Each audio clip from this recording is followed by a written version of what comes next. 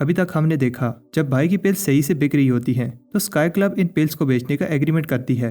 पहले तो सब सही चल रहा होता है, लेकिन फिर स्काई सोसाइटी रियल पिल्स में फेक पिल मिक्स करके भाई को फंसा देती है और एक चाल चल कर भाई को सबकी नज़र में बुरा बना देती है। तब बहुत सारे कल्टीवेटर्स भाई को घेर लेते हैं, जिससे भाई को बचकर ईस्ट सिटी भागना पड़ता है। वहाँ भाई को डिवाइनर मिलता है और फिर वो क्वीन क्लब के साथ मिलकर स्काई क्लब से बदला लेने के लिए फिर से पिल्स का बिजनेस शुरू करता है।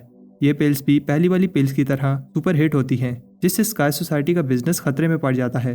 पिल्स की खुशबू से चैन समझ जाता है ये पिल्स भाई ने बनाई हैं। बाद में जब ली शैंग को पता चलता है तो वो रेड बालों वाले आदमी को मिशन देता है कि वो भाई को मारने के लिए असैसिन भेजे। मानो को डार्क नेट से ये इन्फॉर्मेशन मिल जाती है कि भाई पर अटैक होने वाला है। रात को असैसिन जब अटैक करने आते हैं तो भाई की टीम पहले से रेडी होती है, इसलिए वो उन्हें ईजिली हरा देते हैं। भाई चैन को पकड़ लेता है, लेकिन लॉ इन्फोर्समेंट के आने पर चैन खुश होता है क्योंकि उसे लगता है कि अब वो बच जाएगा। लेकिन ऑफिसर उसकी कल्टीवेशन डिस्ट्रॉय कर देता है, जो एक कल्टीवेटर के लिए मौत से भी बुरी पनिशमेंट है।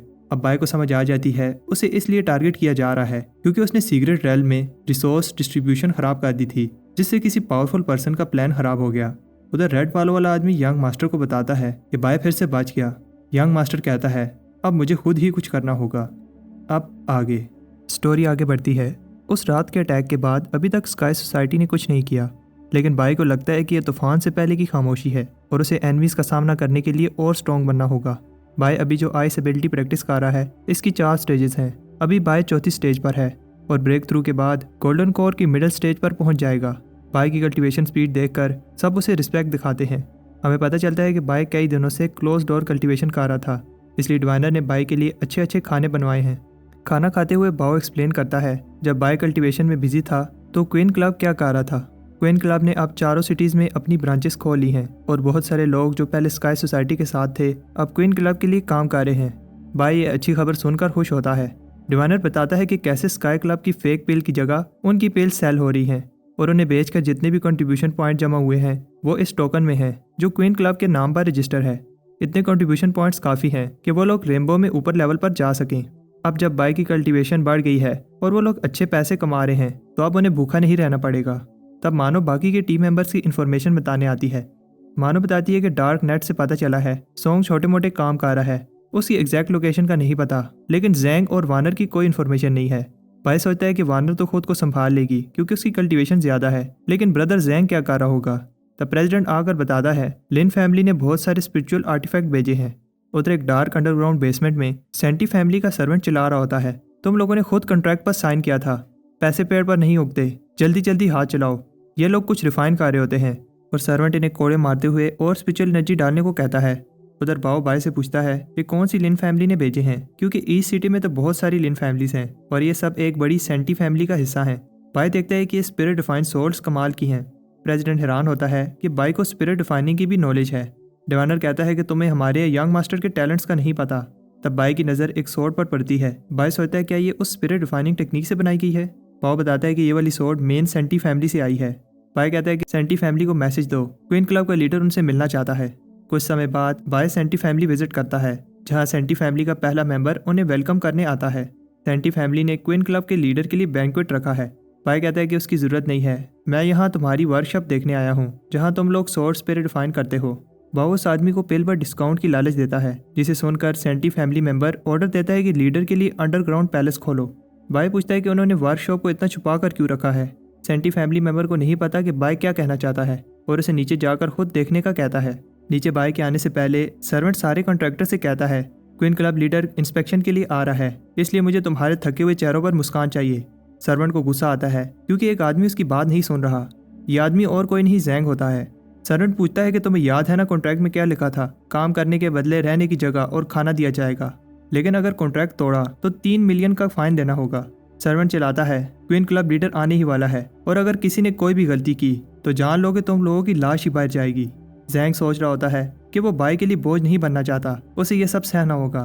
कुछ समय बाद बाई वहाँ आता है। तुरंत सर्वेंट आकर बाई को वेलकम करता है और बताता है कि हमारे वर्कर कितने मेहनती हैं। ये सभी लोग स्पिरिचुअल मास्टर बनने के लिए दिन रात मेहनत करते हैं। बाओ पूछता है कि तुम्हारे वर्कर्स इतने वीक क्यों हैं, जैसे इन्हें सही से खाना नहीं दिया जाता। सेंटी फैमिली मेंबर के पास इस बात का जवाब नहीं होता। बाई पूछता है अच्छा ये बताओ जो सोर्ड तुमने सुबह भेजी थी वो किसने बनाई। सेंटी मेंबर को लगता है कि बाई को वो सोर्ड पसंद नहीं आई। लेकिन बाय कहता है कि ऐसा नहीं है। उन सोर्ड में से एक सोर्ड एंशिएंट निंग जी मेथड से रिफाइन की गई थी, जो बहुत कम लोग प्रैक्टिस करते हैं। तुम लोगों के पास इतना काबिल वर्कर है, क्या मैं उससे मिल सकता हूँ? सेंटी मेंबर कहता है, सुना नहीं लीडर ने क्या कहा? सर्वेंट कहता है कि वो वर्कर इस साइड पर है, लेकिन अचानक एक फर्नेस ब्लास्ट होता है। सर्वेंट को गुस्सा आता है और वो जैंग को मारने लगता है। बाय आकर उसे रोकता है। सर्वेंट इस बेकार वर्कर के बर्ताव पर माफ़ी मांगता है। जैंग भी माफ़ी मांगता है। बाओ को सर्वेंट की आवाज़ सुनी हुई लगती है। बाय सर्वेंट का हाथ पकड़कर उसे दूर फेंक देता है। बाय आगे बढ़कर कांपते हुए जैंग से एंशिएंट मेथड का पूछता है। जैंग अपना सर उठाता है। बाय और बाओ जैंग को इस हालत में देखकर शॉक हो जाते हैं। बाय जैंग को क्वीन पिल देता है ताकि वो हील हो सके। जैंग को लगता है कि वो कोई सपना देख रहा है। बाय कहता है, तुम घबराओ नहीं, तुम्हारा भाई आ गया है। सर्वेंट कहता है, लीडर आपको जैसा लगता है वैसा नहीं है। और तब सभी लोग चिल्लाने लगते हैं कि कैसे सेंटी फैमिली ने उन्हें कॉन्ट्रैक्ट के नाम पर टॉर्चर किया। सेंटी मेंबर सर्वेंट को एक चमाट मारता है और ऐसे दिखाता है कि जैसे उसे पता ही नहीं था यहाँ क्या हो रहा है, जिस पर बाय को गुस्सा आ जाता है। मोटा ऑर्डर देता है कि सर्वेंट को कोड़े मारे जाएं। तब जैंग आकर बाय को रोकता है कि वो भावनाओं में बहकर कोई डिसीजन ना ले। बाय कहता है कि जैंग के कहने पर मैं तुम्हें छोड़ रहा हूँ। सेंटी मेंबर को लगता है कि वो बच गया, लेकिन बाय कहता है कि ये वर्कर पर है कि वो तुम्हें छोड़ते हैं या नहीं। लेकिन वर्कर्स को इंसाफ चाहिए, इसलिए वो मोटे को पीटने लगते हैं। पिटाई के बाद बाय उससे कहता है कि क्या तुम अपनी गलती मानते हो? मोटा अपनी गलती मान लेता है और जैंग को अपनी पीठ पर उठाकर बेसमेंट से बाहर ले जाने लगता है। बाय जैंग से कहता है, बड़े भाई चलो घर चलें। क्वीन स्टेट में बाओ जैंग को बताता है कि वो 5 दिन से बेहोश था और तब तक बाय ने उसका ख्याल रखा। बाय बाओ से कहता है कि तुम बहुत ज़्यादा बोलते हो। जैंग बताता है कि कैसे वो बाय पर बोझ नहीं बनना चाहता था, इसलिए उसने सेंटी फैमिली के साथ कॉन्ट्रैक्ट किया। बाय जैंग को बताता है अब उसे चिंता करने की कोई ज़रूरत नहीं है। जितना क्वीन क्लब बाय का है उतना ही जैंग का भी है। बाओ बताता है कि कैसे क्वीन क्लब सारी सिटी में फैल गया है और पूरे कंट्री में सिर्फ उनकी ऑर्गेनाइजेशन ही पिल्स सप्लाई करती है। तब क्वीन मेंबर्स आकर बताते हैं उन्होंने सेंटी फैमिली वर्कशॉप को सील कर दिया है और प्रिजनर्स को छुड़ा लिया। लेकिन अचानक एक आवाज़ अनाउंस करती है क्वीन क्लब हेड को एयर स्पेस लीडर ने डोंगवान में मिलने का ऑर्डर दिया है। तब प्रेसिडेंट घबराया हुआ आता है और बताता है कि लॉ एनफोर्समेंट ने हमारे सारे स्टोर सील कर दिए हैं। पूछने पर लॉ एनफोर्समेंट ने बताया कि बहुत सारे लोगों ने हायर अथॉरिटीज़ को रिपोर्ट किया है और अथॉरिटीज़ क्वीन क्लब के एलेक्सर को इंस्पेक्ट करना चाहती हैं। बाय की टीम को समझ नहीं आती बिना किसी नोटिस के अचानक वो सब कुछ कैसे सील कर सकते हैं। बाय को समझ आ जाती है तो स्काई सोसाइटी इतने लंबे समय से ये प्लान कर रही थी। बाय को पता है अभी के लिए वो कुछ नहीं कर सकते, इसलिए वो एयर स्पेस लीडर से मिलने जाएगा। जैंग को भी बाय की चिंता होती है। मानो कहती है कि वो संभल कर जाए। बाय कहते हैं घबराओ नहीं, उन्हें नहीं पता कि वो किससे पंगा ले रहे हैं। ज़्यादा से ज़्यादा क्या होगा, हम फिर से गरीब हो जाएंगे, लेकिन हम किसी के सामने झुकेंगे नहीं। बाय एयर स्पेस लीडर से मिलने चाहता है। उधर एयर स्पेस लीडर सोचता है बाय ने गलत लोगों से पंगा ले लिया है। यंग मास्टर ने हमारे क्लैन से मदद मांगी है ताकि हम बाय को ठिकाने लगा सकें। एयर स्पेस लीडर कहता है चाहे हम बाय को मार नहीं सकते, लेकिन अपर स्ट्रीम को उसके लिए नर्क बना देंगे। अनाउंसमेंट की जाती है क्वीन क्लब लीडर बाय आ चुका है। बाय इस बड़े से गेट को देखकर हैरान होता है। उसे एक लड़की वेलकम करती है, लेकिन इससे पहले वो उसे कुछ कहता लड़की कहती है कि मेरे पीछे चलो। बाय कहता है तुम्हारे मास्टर ने इस जगह को बहुत ख्याल रखा है, ऐसा लगता है कि तुम्हारे मास्टर बहुत दयालु हैं। लड़की बताती है कि मास्टर से संभल कर बात करना, पिछले हफ्ते उन्होंने एक आदमी को वाटरफॉल से नीचे फेंक दिया था। लड़की मास्टर को रिस्पेक्ट दिखाकर बताती है वो बाय को ले आई है। मास्टर अंदर आने का कहता है। बाय उस लड़की को तंग करने के लिए पूछता है क्या लेफ्ट पाँव पहले रखूं या राइट। ये सुनकर मास्टर को गुस्सा आ जाता है और वो पूछता है तुम्हें पता है ना तुमने क्या किया है। बाय को अपने एक्सपीरियंस से पता है कि बूढ़े मास्टर्स को कैसे डील करना है। बाय कहता है जी मास्टर मुझे पता है, मेरी पहली गलती, मैंने सही से कल्टीवेट नहीं किया। मैं कंट्री के सारे गरीबों की मदद नहीं कर सका और उस लेवल की मेडिसिन नहीं बना पाया जिसकी वजह से सेक्ट का नाम खराब हो गया। और दूसरी, मैं 6 महीने से अपर स्ट्रीम में हूँ और अभी तक ऑरेंज डिसेबल ही हूँ। लड़की सोचती है कि बाय ऐसा क्यों कह रहा है, नॉर्मल कल्टीवेटर्स को ऑरेंज डिसेबल बनने में 3-4 साल लग जाते हैं। लड़की सोचती है कि इसकी बातों को सुनकर ऐसे लग रहा है हम ही गलत हैं। बाय सोचता है इतना सब सुनने के बाद तो मास्टर कोई पनिशमेंट नहीं दे पाएंगे जैसे बाय ने सोचा था। मास्टर कहता है ठीक है, इस बार माफ़ किया। बाय को बताया कि अब ये बूढ़ा कोई डिमांड करेगा और ऐसा ही होता है। मास्टर कहता है कि तुम्हें राइचस एलिक्सर रेसिपी क्लैन को दान करनी होगी, बदले में मैं तुम्हें 1 मिलियन कंट्रीब्यूशन कॉइन दूंगा। लड़की शौक हो जाती है क्योंकि आम कल्टीवेटर मुश्किल से कुछ हज़ार कंट्रीब्यूशन पॉइंट्स कमा पाते हैं। बाय सोचता है क्या ये लोग मुझे फंसा तो नहीं रहे, 1 मिलियन तो मैं 1 महीने में कमा लेता हूँ। मास्टर बताता है कि 1 मिलियन कंट्रीब्यूशन पॉइंट से बाय येलो डिसेबल बन जाएगा। बाय पहले तो सोचता है और फिर क्लैन को रेसिपी दान करने के लिए मान जाता है, लेकिन बताता है कि वो येलो डिसेबल अपने दम पर बनना चाहता है। लड़की को विश्वास नहीं होता कि कोई इतनी अच्छी ऑफर कैसे इनकार कर सकता है। मास्टर को गुस्सा आता है, उसे लगता है कि बाय पागल हो गया है। येलो स्टेट पर एनर्जी और भी प्योर होती है जिससे कल्टीवेशन में समय कम लगता है। बाय नहीं मानता क्योंकि अगर वो ऐसे ही येलो डिसाइपल पर चला गया तो जो लोग मेहनत कर रहे हैं उनको मेहनत पर से विश्वास उठ जाएगा। मास्टर सोचता है कि मेरे पास समय कम है और हेवनली बॉडी को समन करके बाय को ऑर्डर देता है कि उसे ये रिवार्ड लेना ही होगा। लड़की बाय से कहती है मास्टर ने कभी किसी को ऐसे नहीं ट्रीट किया, उसे उनकी बात मान लेनी चाहिए। बाय सोचता है कि लगता है ये एल्डर मुझे रिवार्ड दिए बगैर नहीं जाने देगा। बाय कहते हैं अगर एल्डर इतना प्यार से गिफ्ट देना ही चाहते हैं तो 1 मिलियन पॉइंट्स की जगह एक घर रहने को दे दें। उधर क्वीन क्लब मेंबर्स छोड़कर जा रहे होते हैं। बाव उन्हें रोकता है लेकिन उन्हें काम चाहिए, काम के बिना घर नहीं चल सकता। डिवाइनर कहता है कि हमने जहाँ से शुरुआत की थी उधर वापस आ गए। तब बाय आकर कहता है घबराओ नहीं, लोग पत्थर उसी पेड़ को मारते हैं जिस पर फल होता है, हम फिर से सब कुछ बना लेंगे। मानो को बाय की फिक्र हो रही थी क्योंकि बाय ने आने में इतने दिन लगा दिए।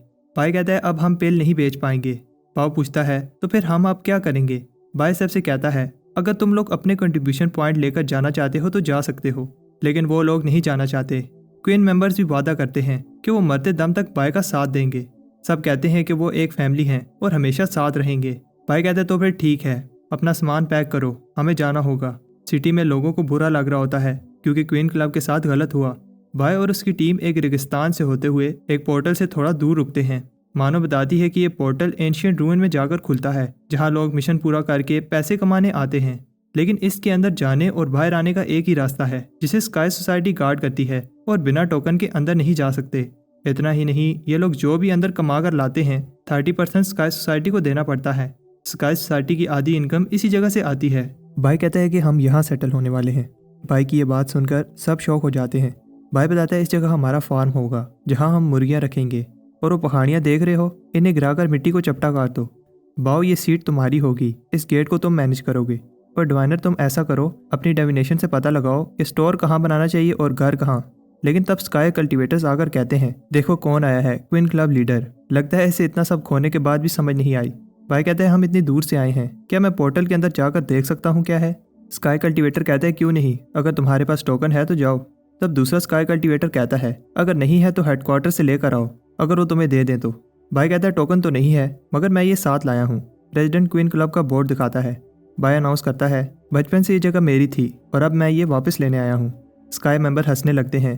क्वीन क्लब की हिम्मत तो देखो, स्काई क्लब की जगह पर कब्जा करने का सोच रहे हैं। लगता है सब कुछ खोने के सदमे से क्वीन क्लब के लीडर का दिमाग खराब हो गया है। स्काई मेंबर कहता है कि इन बेचारों को किराया दो ताकि ये वापस जा पाएं। बाय कहता है अगर जान प्यारी है तो तुम लोग किराया लो और जाओ यहाँ से। स्काई मेंबर को गुस्सा आता है क्योंकि ये जगह स्काई सोसाइटी के ओनर डोजी सेक्ट की है। लेकिन तब बाय अपने पाउच से एक मैजिकल फ्लैग बाहर निकालता है। इस फ्लैग में से 4 और फ्लैग बाहर निकलकर चारों तरफ मिट्टी में गड़ जाते हैं। स्काई क्लब मेंबर को विश्वास नहीं होता कि बाय के पास ये सीक्रेट रैन फॉर्मेशन है जो सेक्ट एल्डर के पास होता है, और वो तब ही किसी को देते हैं अगर किसी ने सेक्ट के लिए कुछ सेक्रीफाइस किया हो। तब हमें दिखाया जाता है कि क्या हुआ था। जब बाय ने 1 मिलियन कॉइन्स की जगह घर मांगा था तब एल्डर ने बाय को एक फ्लैग दिया था। वो सिटी में जहाँ भी ये फ्लैग लगाएगा वो जगह उसकी होगी। बाय स्काई सोसाइटी को जगह देने के लिए थैंक्स कहता है। बाय के टीममेट्स को भी बाय का ये प्लान नहीं पता था। इसके बाद वहाँ के वर्कर भी बाय से माफ़ी मांगते हैं ताकि बाय उन्हें काम से न निकाले। बाय अनाउंस करता है अब से कोई भी बिना टोकन के जब चाहे पोर्टल में आ और जा सकता है, लेकिन अब जब ये मेरा घर है तो उसे किराया देना होगा। इधर मैं एक होटल बनाना चाहता हूँ और अंदर जाने के लिए सिर्फ एक कप स्पिरिचुअल टी खरीदनी होगी और अपनी इनकम का 10% देना होगा। लोग 10% सुनकर खुश होते हैं क्योंकि स्काई सोसाइटी उनसे 30% ले रही थी। सब चिल्लाते हैं कि हमारे नए लीडर बहुत दयालु हैं। बाय यहाँ एक होटल बनाता है। होटल की इनॉग्रेशन के दिन बाय सोचता है कि मैं ऐसे ही पीसफुल लाइफ चाहता हूँ। उधर एयर स्पेस लीडर किसी को रिपोर्ट कर रहा होता है। जैसा यंग मास्टर ने कहा था मैं वैसा तो नहीं कर पाया, लेकिन अब बाय सिटी से दूर है तो सेफ होगा। वो जिसे रिपोर्ट कर रहा होता है वो फे होती है। कुछ समय बाद हम सोंग को देखते हैं जो इसी एंशिएंट पोर्टल में मिशन करने जा रहा होता है। सोंग सोचता है कि कैसे उसे सेक्ट से आए हुए 7 महीने हो गए हैं और उसने मेहनत करके यहाँ तक सर्वाइव किया। सोंग कहता है कि वो बाय की तरह नहीं है जो अभी भी किसी सिटी के कोने में भीख मांग रहा होगा। अब सेक्टर का फ्यूचर मेरे हाथ में है। तब वो पास के लोगों को बात करते हुए सुनता है हमारे लीडर बाकी के गोल्डन कोल कल्टीवेटर से अलग हैं। उनकी स्पिरिचुअल पावर प्योर और पावरफुल है। आज लीडर ने क्लोज डोर कल्टीवेशन से बाहर आना है। उधर बाय आई स्पिरिट टेक्निक की 2 स्टेजेस क्लियर कर लेता है। बाय की पावर को देखकर लोगों को लगता है कि वो कॉन्टिनेंट के गोल्डन कल्टीवेटर्स की टॉप लिस्ट में होगा। सोंग भी इनके लीडर की पावर को देखकर इंप्रेस होता है।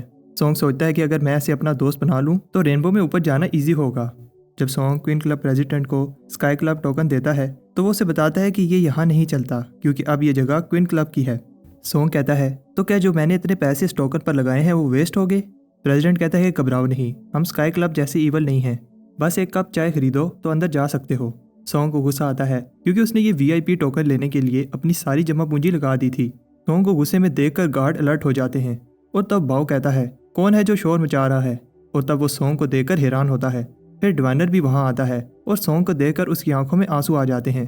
तब सॉन्ग से पूछते हैं कि वो कहाँ था, क्योंकि उन्होंने उसे हर जगह ढूंढा। डिवाइनर खुश है कि सॉन्ग अब वापस आ गया है। सॉन्ग देखने में कोई भिखारी लग रहा है, इसलिए वो क्वीन डिजाइनर को बुलाकर उसे न्यू हेयर कट देते हैं। बाद में बाओ उसे क्वीन क्लब के सारे बिजनेस की एक एक चीज़ बताने लगता है। बाओ पूछता है तो फिर तुम क्वीन क्लब में क्या काम करना चाहोगे। सॉन्ग को गुस्सा आता है क्योंकि वो किसी ढाबे पर काम करके अपना टाइम वेस्ट नहीं करना चाहता, वो एक वॉरियर है। तब बाय वहाँ आता है और सॉन्ग को विश्वास नहीं होता जब सब उसे लीडर कहकर पुकारते हैं। बाय सॉन्ग से पूछता है उसकी हालत कैसे हुई, लेकिन सॉन्ग को लगता है कि बाय उसे टोंट मारा है। बाय उसे गले लगाकर कहता है घबराओ नहीं, सब ठीक हो जाएगा। मैंने जून से वादा किया था कि मैं तुम्हारा ख्याल रखूंगा। सॉन्ग को गुस्सा आता है क्योंकि उसे किसी की भीख नहीं चाहिए। सॉन्ग सोचता है कि आखिर क्यों, जब से मैं बाय से मिला हूँ एक परछाई बनकर रह गया हूँ, चाहे वो ब्लड ट्रायल हो या फिर सीक्रेट रेल्म। जो कुछ उसे चाहिए था वो बाय को मिल गया। जब सॉन्ग की आंख खुलती है तो सबको लगता है कि सॉन्ग कोई सपना देख रहा था। सॉन्ग बाय से कहता है कि वो उसका हाथ छोड़े। बाय को लगता है कि सॉन्ग सपने में रेनबो में ऊपर जाने की बात कर रहा था, इसलिए बाओ को ऑर्डर देता है क्वीन क्लब टोकन लाओ। बाय कंट्रीब्यूशन पॉइंट यूज करके सॉन्ग को रेड डिसेबल बना देता है। इससे पहले सॉन्ग कुछ कहता एक फोर्स उसे ऊपर खींच लेती है। बाय कहता है ऊपर जाकर अपना ख्याल रखना। सब सोचते हैं कि सॉन्ग जाते हुए कुछ कहना चाहता था। डिवाइनर को लगता है कि सॉन्ग इस गिफ्ट के लिए थैंक्स कहना चाहता होगा। बाय कहता है क्या तुम में से कोई ऊपर असेंड करना चाहता है, वैसे भी कुछ ही समय में मैं भी असेंड हो जाऊंगा, तो किसी को ऊपर जाकर क्वीन क्लब के लिए रास्ता बनाना होगा। जैंग ये काम करना चाहता है, लेकिन फिर मानो और डिवाइनर भी जाना चाहते हैं। सब एक एक करके रेड डिसेबल बनकर रेनबो में असेंड हो जाते हैं। बाय बाओ से पूछता है क्या तुम नहीं जाना चाहते। बाओ बताता है कि अब मैं कुछ समय के लिए क्वीन होटल में रिलैक्स करना चाहता हूँ, और वैसे भी किसी को तो होटल को संभालना है। बाय को इस बात की चिंता है क्योंकि उन्होंने स्काई क्लब की जगह ली। ऐसा नहीं है कि वो लोग इस बात से चुप रहेंगे। तभी क्वीन क्लब के बाहर एक गोल्डन लाइट पड़ती है और एक आदमी डिसेंड होता है। ये आदमी स्टार फैमिली का यंग मास्टर ली शेंग होता है। इसके साथ डोजी सेक्ट के 3 कल्टीवेटर्स होते हैं जिन्हें 3 लॉन्ग ब्रदर के नाम से जाना जाता है। इनका लिस्ट में रैंक 900 है। इससे पहले बाय साहब को अंदर जाने का कहता तब पहले ही होटल में जा चुके हैं। ली शेंग कहता है अगर जान प्यारी है तो घुटने टेक दो, अपना सामान उठाओ और भागो यहाँ से। भाई को अपनी हेवनली आइज की हेल्प से पता चलता है कि ये सब लोग गोल्डन कोर पर हैं, लेकिन ली शेंग की कल्टीवेशन बाय जितनी स्ट्रॉन्ग नहीं है। बाय कहता है ये प्राइवेट प्रॉपर्टी है, जाओ यहाँ से। ली शेंग कहता है कि मुझे समझ नहीं आती तुम जैसे नाली के कीड़ों को किस चीज़ का घमंड है, और अपने एक आर्टिफैक्ट की हेल्प से बाय की फॉर्मेशन को तोड़ देता है। ली शेंग बाय को जाने का एक और मौका देता है। बाय कहता है अगर ना जाऊँ तो। ली शेंग को गुस्सा आता है और कहता है लगता है घी निकालने के लिए उंगली टेढ़ी करनी ही होगी। 3 लॉन्ग ब्रदर्स मिलकर एक बड़ा सा फायर अटैक करते हैं जिसे बाय अपनी आइस एबिलिटी से रोकने की कोशिश करता है। तब आइस बनना रुक जाती है और बाय क्वीन क्लब मेंबर्स को प्रोटेक्ट करने के लिए होटल को अपनी आइस से कवर कर लेता है। तब अचानक बाय उसके पीछे आता है और अपनी अनडैंग लेग से अटैक करता है, जो एक लॉन्ग ब्रदर रोक लेता है। लिंग शेंग को समझ नहीं आती कि बाय एक गोल्डन कोर होते हुए भी इतना पावरफुल कैसे है। बाय इजीली लॉन्ग ब्रदर्स को हरा देता है। बाय कहता है तुम बस एक अमीर बाप की बिगड़ी हुई औलाद हो जिसे कल्टीवेशन का कुछ नहीं पता। ली शेंग को अपने मास्टर की बात याद आती है जब उसके मास्टर ने उसकी कल्टीवेशन को बेकार कहा था, क्योंकि ली शेंग सिर्फ एलिक्सर से अपनी कल्टीवेशन बढ़ा रहा है। ली शेंग को गुस्सा आता है और कहता है कि आज वो बाय को मार डालेगा, लेकिन तब बाय अपनी आइस एबिलिटी से उसे दूर फेंक देता है। ली शेंग कहता है मेरे पास मत आना, अगर मुझे कुछ भी हुआ तो टैरन फैमिली तुम्हें मास्टर सेक्टर से बाहर निकलवा देगी। बाय अटैक बंद कर देता है। ये देखकर ली शेंग कहता है अगर तुमने अभी भी माफ़ी ना मांगी तो 3 दिन में तुम्हें मास्टर सेक्टर से बाहर निकाल दिया जाएगा। ये सुनकर बाय इमोशनल हो जाता है और फिर ली शेंग को एक चमाट मारकर कहता है कि आप 2 दिन लगेंगे। बाय खुश है क्योंकि वो अपने सेक्टर वापस जा पाएगा। क्वीन मेंबर्स बात कर रहे होते हैं कि कैसे कौन सेक्टर में रहेगा और कौन नहीं। ये डिसीजन सिर्फ एल्डर के पास है, और अगर किसी बाय जैसे होस्टेज को रिलीज करना हो तो फाउंडर की परमिशन चाहिए होगी। ली शेंग को समझ नहीं आती आखिर बाय क्या चाहता है, और अब वो और ज़्यादा समय इस पागल के साथ नहीं रुकना चाहता। ली शेंग जाते हुए बाय को धमकी देता है देखो अब मैं तुम्हारे साथ क्या करता हूँ। बाय कहता है ठीक है, संभल कर जाना। बाओ बाय की पावर से इंप्रेस होता है, लेकिन पूछता है इन लॉन्ग ब्रदर्स का क्या करना है। बाय कहता है कि होटल के बाहर गार्ड्स नहीं हैं, और बाद में हम देखते हैं लॉन्ग ब्रदर्स होटल के बाहर बर्फ बने होते हैं। अंदर बाय सपने में देख रहा होता है कि ली शेंग ने उसे सेक्टर से बाहर निकलवा दिया और अब वो अपने सेक्टर वापस जा रहा है। उधर ली शेंग और रेड बालों वाला आदमी कुछ प्लान कर रहे होते हैं। ली शेंग ऑर्डर देता है स्टार्ट करो।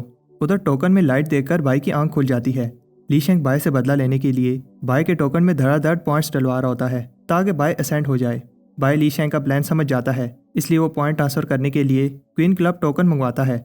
जब तक टोकन नहीं आ जाता तब तक बाय सारे क्वीन मेंबर्स को जल्दी जल्दी पॉइंट ट्रांसफर करता है। ली शेंग सबको ऑर्डर दे रहा होता है, जल्दी जल्दी हाथ चलाओ। उधर बाओ टोकन ले आता है, लेकिन इससे पहले वो बाय को टोकन देता, बाय की लिमिट पूरी हो जाती है और वो रेनबो में असेंड होकर ऑरेंज डिसाइपल बन जाता है। ली शेंग और उसकी टीम खुश होती है क्योंकि उन्होंने बाय से बदला ले लिया। रेनबो वे पॉइंट पर कुछ कल्टीवेटर्स नए ऑरेंज डिसाइपल के आने का वेट कर रहे होते हैं। वो इतनी ब्राइट गोल्डन लाइट देखकर सोचते हैं आखिर इसने कितने कंट्रीब्यूशन पॉइंट यूज़ किए हैं। फिर वो सीरियस हो जाते हैं और बाय को स्पीच देने लगते हैं, कैसे उसे मेहनत करनी चाहिए, ब्ला ब्ला।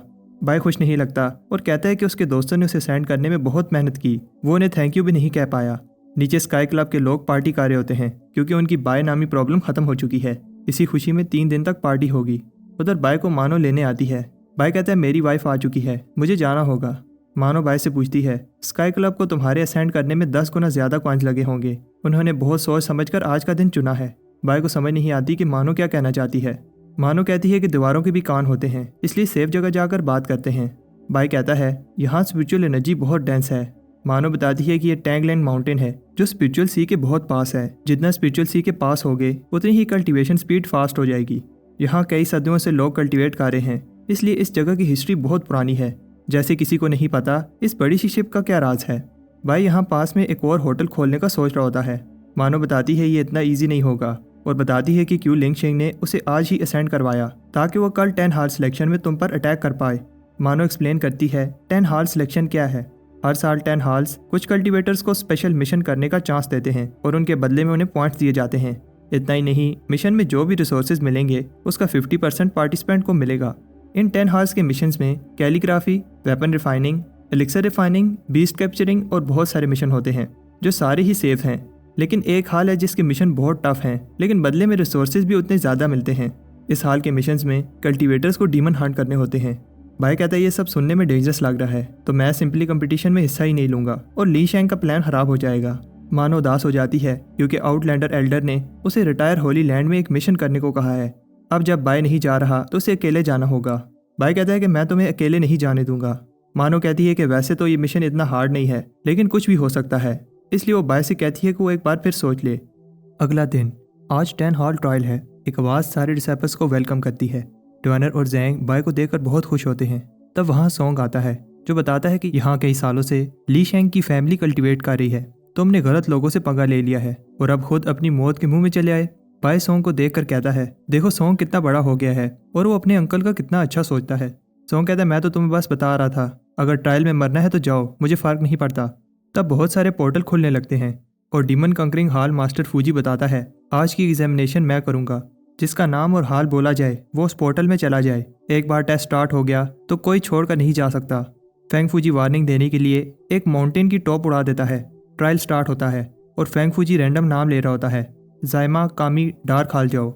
ऐसे ही नाम लेते लेते जैंग की बारी आ जाती है जिसे सोल रिफाइनिंग हाल में भेजा जाता है। ये इसके लिए अच्छी जगह है। और फिर सॉन्ग और डिवाइनर की बारी आती है जो कम्फू हाल में जाएंगे। ऐसे ही बहुत सारे और लोगों के बाद मानो का नाम लिया जाता है जिसे और लोगों के साथ प्रोटेक्टेड डोमेन में जाना है। मानो के जाने के बाद बाय भी जाने लगता है, लेकिन एग्जामिनर बाय का नाम नहीं लेता और पोर्टल बंद हो जाता है। फेंग फूजी अनाउंस करता है बाकी के बचे हुए कैंडिडेट्स डीमन कंकरिंग हाल का मिशन करेंगे। बाय सोचता है ऐसे कैसे हुआ, मैंने तो मानो वाले हाल के लिए अप्लाई किया था। फिर उसे समझ आ जाती है ये सब ली शेंग का किया धरा है। एक आदमी बताता है कैसे डीमन कंकरिंग हाल में से सिर्फ गिने चुने ही लोग वापस आ पाते हैं। तब फेंग फूजी बाहर आकर कहता है तुम्हें कंप्लेन करने की जगह खुश होना चाहिए कि तुम्हें डीमन हाल का मिशन मिला। फेंग फूजी बताता है कि आगे जो मैंने पावर यूज़ की थी वो मेरा सिर्फ 50% पावर थी और एक बैट लगाता है जो भी मेरे से पहले माउंटेन तक पहुंचेगा उसे 3 साल के लिए मिशन नहीं करने पड़ेंगे। और हाँ, मैं सिर्फ 50% पावर ही यूज़ करूंगा, लेकिन जो लास्ट में आया उसका मिशन बहुत टफ होने वाला है। बाय कहता है कि इस बूढ़े को नहीं पता कि मुझे हराना इतना आसान नहीं है। बाय अपनी अनडाइंग मसल यूज़ करता है। बाकी के पार्टिसिपेंट्स बाय की पावर से इंप्रेस होते हैं। उधर बूढ़ा एल्डर सोच रहा होता है कि आजकल की जनरेशन बहुत वीक है। तब वो पीछे बाय को आधा देख कर कहता है इस लड़के में दम है। बाय देखता है कि एल्डर और फास्ट हो गया है, इसलिए अपने मैग्नेटिक विंग समन करता है। एल्डर भी हंसकर अपनी स्वॉर्ड को बाहर निकालता है। बाय आगे ना बढ़ पाए इसलिए वो उसका रास्ता ब्लॉक करने की कोशिश करता है। बाय हार नहीं मानता और अपनी डीमन बॉडी को समन कर देता है। एल्डर सोचता है कि अब मैं अपनी आंखों से देख रहा हूँ तो पता चल गया है कि क्यों बाय ने उन सब की नाक में दम कर रखा है। बाय जीतने लगता है, लेकिन फिर सोचता है कि 3 साल तक डेंजरस मिशन ना करना तो ठीक है, लेकिन अगर मैंने एल्डर को गुस्सा दिलाया तो ये मेरे लिए अच्छा नहीं होगा। एल्डर और पावर यूज़ करने का सोचता है, लेकिन तब बाय एक्टिंग करने लगता है जैसे उसकी सारी स्पिरिचुअल एनर्जी खत्म होने वाली है। बाय जान पूछकर हार जाता है और उस जगह पहुंचकर हाल मास्टर से कहता है, मास्टर सच में आप बहुत पावरफुल हैं। तब वहाँ एक और आदमी डाउजी आकर कहता है, मास्टर की कल्टीवेशन इंप्रूव हो गई है, इस पर उन्हें आने में बस आधा घंटा लगा। मास्टर कहता है कि मैं आराम करना चाहता हूँ, मुझे अब तंग मत करना, बाकी का ट्रायल तुम संभाल लो। मास्टर के जाने के बाद बाय रिलैक्स हो जाता है। डाउजी बाय को टेढ़ी आंख से देखता है। हमें पता चलता है कि डाउजी डीमन कंकरिंग हॉल का वाइस प्रेसिडेंट है। डाउजी कहता है, घबराओ नहीं, अब से तुम हमारी फैमिली का हिस्सा हो। डीमन हंटिंग हॉल का ये रूल है कि न्यू मेंबर्स को पहले इंट्रोडक्टरी मिशन पास करना होते हैं। ये टास्क आसान और सिंपल है, लेकिन अगर किसी ने भी टास्क पूरा ना किया या फिर भागा तो ये इसके लिए अच्छा नहीं होगा। डाउजी सबको मिशन देने लगता है। एक कल्टीवेटर को एक आदमी को मारने का मिशन मिलता है जिसकी कल्टीवेशन गोल्डन कोर स्टेज जितनी है। फिर बाय की बारी आती है और उसे एक प्रोस्टिट्यूट को अरेस्ट करने का मिशन मिलता है जिसका नाम जाओ है और उस आदमी की कल्टीवेशन फाउंडेशन एस्टेब्लिशमेंट की पीक पर है। जब सब ये नाम सुनते हैं तो पूछते हैं कि हमने सही सुना, वाइस प्रेसिडेंट ने जाओ का नाम लिया है। बाय को समझ नहीं आती ये जाओ कौन है। वो डाउजी को ये मिशन देने के लिए थैंक्स कहता है, लेकिन उसे थोड़ा शक होता है। डाउजी उसे बताता है, घबराने की कोई जरूरत नहीं है, जाओ बस एक फेमस आदमी की बिगड़ी हुई औलाद है। उसने इस बार कुछ गरीब लड़कियों को उठा लिया है और उसने फाउंडेशन एस्टेब्लिशमेंट किसी ईवल टेक्निक से की है। बाय को गुस्सा आता है और वो प्रॉमिस करता है कि वो इस ईवल आदमी को पकड़ कर रहेगा। इसके बाद डाउजी एक्सप्लेन करता है ये जेड स्लिप ना सिर्फ उनके मिशन की प्रोग्रेस को रिकॉर्ड करेगी, साथ में इस जेड स्लिप से वो मिशन वाली जगह पर टेलीपोर्ट हो पाएंगे। उन सब के पास मिशन पूरा करने के लिए 7 दिन हैं और उनका टाइम अभी से स्टार्ट होता है। बाय को पता है कि ये मिशन डेंजरस हो सकता है, लेकिन अब वो पीछे नहीं हट सकता। बाय एक घने जंगल में टेलीपोर्ट हो जाता है। फॉरेस्ट में बाय को 8 हॉर्न फ्लाइंग क्रो मिलती है। बाय को पता है कि ये बीस्ट गोल्डन कोर स्टेज पर है, इसलिए उसे समझ नहीं आ रही कि एक फाउंडेशन एस्टेब्लिशमेंट कल्टीवेटर यहाँ पर जिंदा कैसे है। बाद में जब बाय फॉरेस्ट में चल रहा होता है तो वही 8 हॉर्न क्रो उस पर अटैक कर देती है, लेकिन बाय अपनी पॉइजन पिल यूज करता है जिससे वो बीस्ट वापस छोटा होकर उड़ जाता है। बाय सोच रहा होता है आखिर जाओ यहाँ कैसे सर्वाइव कर रहा है। तब बाय कुछ लोगों को बात करते हुए सुनता है जो कह रहे होते हैं, यंग मास्टर हमें चलना चाहिए, एल्डर ने हमें आपकी प्रोटेक्शन के लिए भेजा है, लेकिन ये जगह बहुत डेंजरस है। बाय देखता है कि जाओ हॉट स्प्रिंग में नहा रहा होता है और उसकी प्रोटेक्शन के लिए 2 गार्ड पहरा दे रहे होते हैं। गार्ड्स की कल्टीवेशन गोल्डन कोर की स्टार्टिंग स्टेज पर है। बाय अभी भी समझ नहीं पा रहा जाओ इतने वीक गार्ड्स के साथ यहाँ क्या कर रहा है। तब गार्ड्स बाय को नोटिस कर लेते हैं, लेकिन फिर बाय को देखकर एक ईवल स्माइल देने लगते हैं। जाओ कहता है कि इस बार उसने अच्छा माल भेजा है। ये सुनकर बाय को समझ आ जाती है कि इन्हें पहले से ही पता था कि बाय यहाँ आने वाला है। यंग मास्टर कहता है, जास्मीन ट्यूलिप, इसे पकड़ कर लेकर आओ, मैं और वेट नहीं कर सकता। जास्मीन और ट्यूलिप इन वैशी दरिंदों का नाम होता है जो बाय को पकड़ने के लिए उस पर अटैक कर देते हैं। उन्हें बताया गया था कि बाय की पावर गोल्डन कोर जितनी है, लेकिन उन्हें इस बात पर विश्वास नहीं हो रहा। यंग मास्टर कहता है कि मुझे ये खिलौना जिंदा चाहिए, इसे मार मत देना। जास्मीन और ट्यूलिप को लगता है अगर वो मिलकर अटैक करें तो वो इसे पकड़ पाएंगे, लेकिन ये उनकी गलतफहमी होती है। बाय का एक अटैक उन्हें रोकने के लिए काफी होता है। ट्यूलिप कहता है, यंग मास्टर भागो, इन्फॉर्मेशन गलत थी, ये कोई आम कल्टीवेटर नहीं है। जाओ डर कर भागने लगता है, लेकिन बाय कहता है कि कहाँ जा रहे हो, बैठकर बात करते हैं। जाओ कहता है, छोड़ो मुझे, क्या तुम्हारे घर में बाप भाई नहीं है, तुम मेरी फैमिली को नहीं जानते। जाओ की शर्ट फट जाती है जिससे वो बचकर भाग निकलता है। बाय कहता है कि जितना भी भाग लो तुम बचकर नहीं जा सकते। उधर जाओ जंगल में दूर निकल जाता है, लेकिन वो जहाँ भी जाता है बाय पहले पहुंच जाता है। ये देखकर जाओ डर जाता है। बाय को गुस्सा आता है, इसलिए वो एक मधुमक्खियों का छत्ता इस पर फेंक देता है। बाय कहता है कि पानी लेफ्ट साइड पर है, लेकिन जाओ पेड़ से टकरा जाता है। बाय कहता है, सॉरी, मेरा लेफ्ट यानी तुम्हारा राइट। पानी से बाहर निकलने के बाद जाओ रैम की भीख मांगता है और बाय को सारी इन्फॉर्मेशन देने के लिए मान जाता है। जाओ बताता है कि कैसे डीमन कंकरिंग हॉल ने 2 दिन पहले उसे बाय की लोकेशन भेजकर कहा था कि वो बाय को फॉरेस्ट में आते ही खत्म कर दें। बाय को ये बात समझ नहीं आ रही। ली शेंग को पता है कि ये वीक कल्टीवेटर्स मुझे मार नहीं पाएंगे, तो आखिर ली शेंग का प्लान क्या है। बाय ये सोच ही रहा होता है कि जाओ फिर से भागने लगता है, लेकिन तब अचानक 8 हॉर्न क्रो आकर उसे खा जाती है और पीछे सिर्फ जाओ का पेंडेंट रह जाता है। इससे पहले क्रो बाय पर अटैक करती बाय पिल निकालता है, जिसे देखकर बीस्ट भाग जाता है। तब अचानक पेंडेंट के गायब होने के बाद काले बादल छा जाते हैं। एक आवाज़ गुस्से से पूछती है, आखिर किसने मेरे एरिया में आकर मेरे डिसाइपल को मारा। उधर डाउजी ली शेंग को रिपोर्ट करता है कि मैंने सब कुछ प्लान के हिसाब से कर दिया है, लेकिन तब वो हॉल मास्टर को देखकर घबरा जाता है। ऐसा लग रहा है कि हॉल मास्टर इस प्लान में शामिल नहीं है। हॉल मास्टर फैंग फूजी बताता है, मुझे हेवनली बीइंग बनने का चांस मिला है और अब ये मेरे एक डिसाइपल बाय पर है कि मैं बन पाऊंगा या नहीं। डाउजी को समझ नहीं आती मास्टर बाय का क्यों पूछ रहे हैं। मास्टर कहते हैं, जितना कहा जाए उतना करो, बाय को इनिशियल मिशन करने की जरूरत नहीं है। डाउजी कामते हुए बताता है उसने बाय को ईवल फॉरेस्ट में मिशन के लिए भेजा है। ये सुनकर फैंग फूजी को गुस्सा आता है। डाउजी मास्टर से माफ़ी मांगता है, लेकिन फैंग फूजी गुस्से में चला जाता है। बाहर फैंग फूजी सबको ऑर्डर देता है, डीमन कंकरिंग बैटलशिप रेडी करो। डाउजी सोचता है आखिर ये बाय कौन है। हाल मास्टर शिप पर आते ही ऑर्डर देता है बैटल के लिए ईवल फॉरेस्ट चलो। उधर बाय उस अटैकर को समझाने की कोशिश करता है कि इसमें मेरी गलती नहीं है, उस बर्ड ने इसके डिसाइपल को खा लिया था। ये मॉन्स्टर जैसे दिखने वाला आदमी बाय पर एक पावरफुल अटैक करता है जिसे बाय बड़ी मुश्किल से रोकता है। बाय को पता है कि वो इससे लड़ नहीं सकता, इसलिए वो एंशिएंट डीमन सील और क्वैशू फॉर्मेशन यूज करता है।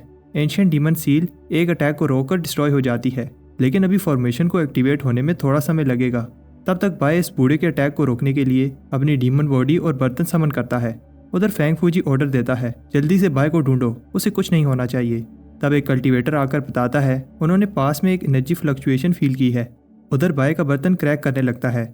बाय फिर भी हार नहीं मानता क्योंकि ये पहली बार नहीं है कि वो अपने से पावरफुल एनिमी का सामना कर रहा है। तब अचानक बूढ़े का अटैक खत्म हो जाता है, ऐसा इसलिए क्योंकि फैंग फूजी ने यह अटैक रोक दिया था। बूढ़ा कहता है फैंग फूजी तुम मेरी लड़ाई में क्यों घुस रहे हो। फैंग फूजी गुस्से में कहता है तुम्हारी मेरे डिसाइपल पर अटैक करने की हिम्मत कैसे हुई, और एक पावरफुल अटैक फेंकता है। बूढ़ा सिर्फ नेशन सोल की निश्चित स्टेज पर है, इसलिए वो इतना पावरफुल अटैक ब्लॉक नहीं कर पाता। बाय सोचता है ये हाल मास्टर बहुत बेरहम है, लेकिन बाय को समझ नहीं आती कि हाल मास्टर उसे बचाने क्यों आए हैं।